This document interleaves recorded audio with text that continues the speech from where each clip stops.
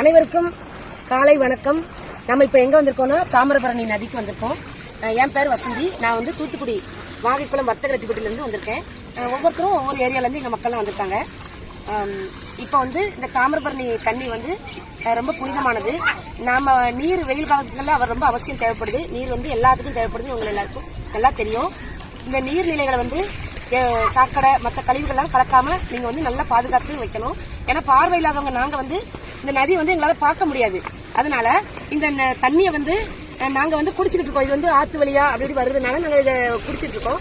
எல்லா ஊர்களுக்கும் மேக்சிமம் வரும் அந்த தண்ணி வந்து நாங்க குடிச்சிட்டு இருக்கோம். அதனால இதை பார்த்தது கிடையாது, நேரடியாக பார்த்தது கிடையாது. இப்போ வந்து சும்மா கால் நினைச்சிட்டு நிக்கிறோம். நாங்க எல்லாருமே நாங்க நிக்கிறவங்க எல்லாம் பார்வை இல்லாதவங்க தான். எங்களுக்கு வந்து டெல்லி ராஜான்றவங்க எங்களுக்கு வந்து ஒரு வாய்ப்பை ஏற்படுத்தி கொடுத்துருக்காங்க. அவங்களுக்கு நன்றியை தெரிவிச்சுக்கிறேன். அப்புறம் எங்க சகோதர சகோதரிகளுக்கும் நன்றியை தெரிவிச்சுக்கிறேன்.